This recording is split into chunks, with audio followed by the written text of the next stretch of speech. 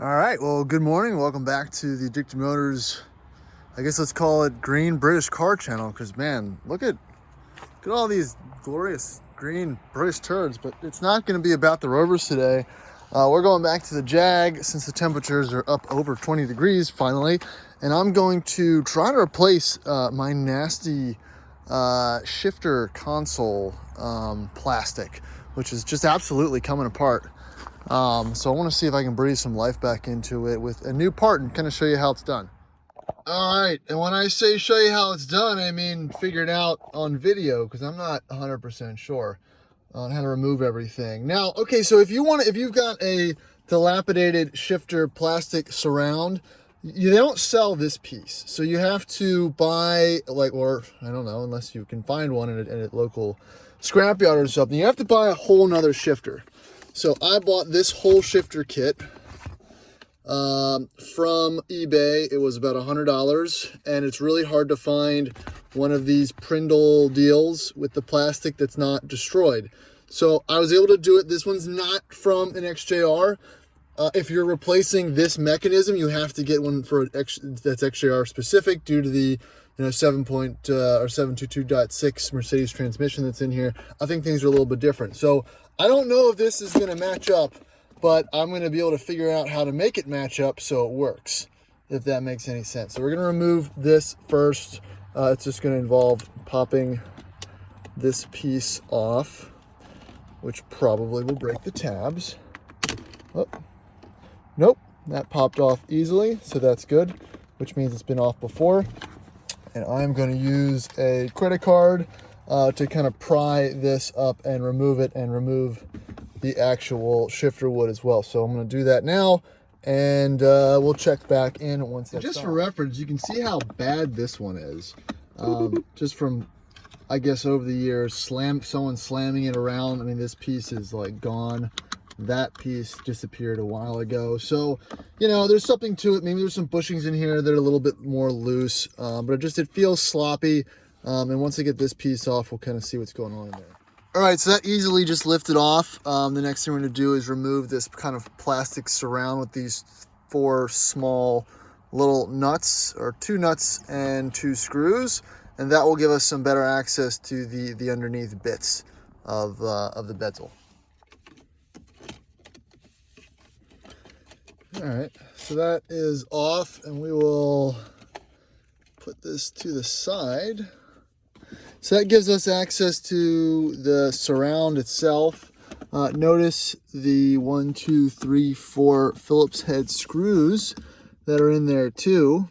And man, I guess you can't just get a screwdriver down on the far ones. That's annoying. So I guess I'm gonna have to try to pull the wood trim out as well. Not the end of the world, but let me do that carefully and go from there. All right, so it's all out now. The trick with this is just pulling it from the bottom slowly. This is not to crack it. It's obviously been out before since someone's installed some type of aftermarket XM deal in it a while ago. But it's out, and I'm probably going to, I wasn't planning on it, but I will now, take the time to clean this up while it's out as well. And my parts are just stacking up, not really what my intention was with this project. Oh good, I can kind of hide these wires that I snipped for that back in the day. So we've got it all exposed. There should be these, the 4 Phillips, 1, 2, 3, 4, and that should, semi-replicate what I'm seeing here. And then we'll see if it's plug and play or if we'll have to swap some of the pieces around. I don't know. All right, so the screws are removed. This piece is loose, and we're just going to lift off. All right, so we've got this electrical connector, which is the same, hopefully, as that electrical connector. But this one doesn't have this plug, which is interesting. I don't know what that does. So let me do some knocking around here, and I'm going to figure out what that does. All right, so here's where I'm at. Here's the existing XJR shifter plastic surround. Looks like this. Here is the Vandenpla, is what I think this came from, shifter surround. Now that's not exactly what it looks like. I have removed the circular selector piece, and this additional, I'm assuming it's a lighting, or I'm not sure what it does. It's got a little selector there, which, I mean, I'm assuming it creates a little more light or something internally. I have no idea. So I've removed this piece, I've popped that out, I've removed this piece.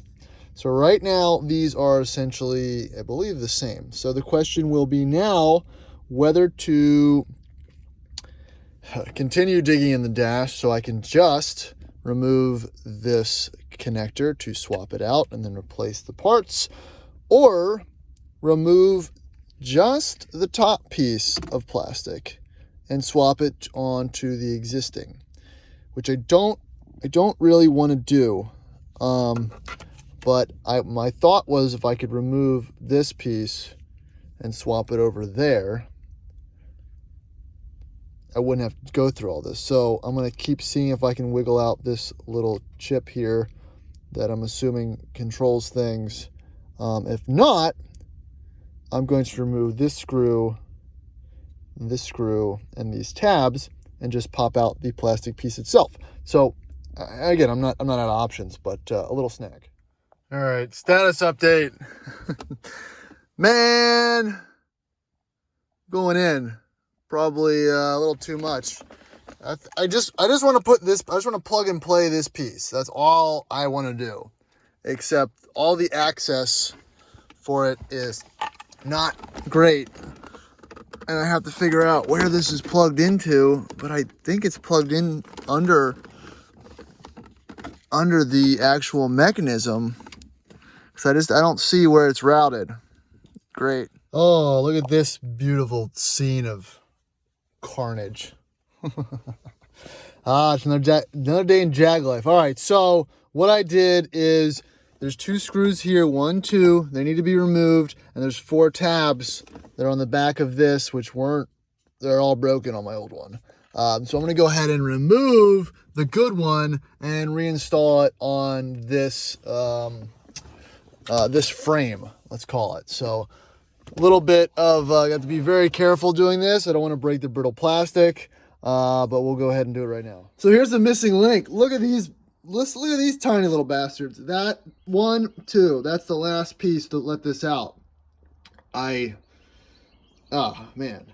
So yeah, this escalated quickly, guys. So here it is. Here's the new piece. I've completely taken apart the old board as well. So if things match up structurally, because look, here's the problem. See all this kind of rubbery stuff? It doesn't provide any support or give when you're shifting. So it just puts all the force into the walls of the actual plastic. So I'm going to not, if these look the same, I'm not going to reuse the old one. I think everything bolts up very similarly. But you can see the difference of, how the wear has really made the one, just terrible. So yeah, I'm going to use the old board because the lights and working and everything fine. Ditch this one and try to put this one in. So let's see if we can all put it back together. I don't even know if I've kept track of my parts. This is great. This was supposed to take 5 minutes. It's been much longer.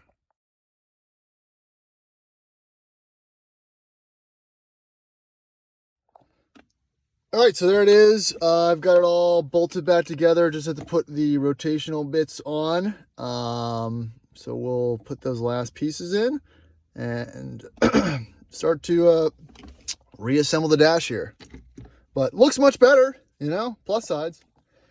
All right, almost there. Just have to bolt things back together a little bit more so it's tight, and then I'm going to turn the car on, make sure it's functioning correctly, and just, clean everything up a little bit. Another thing to note, I cleaned up the disc wheel under here. It was pretty gross. I think most of them get gross over time. So just something to think about when you're doing that. And I think I've got some codes now, but it might be because the sport mode and such has been disconnected over there. So, we'll give it a shot. All right, so I got a clean bill of health on the dash.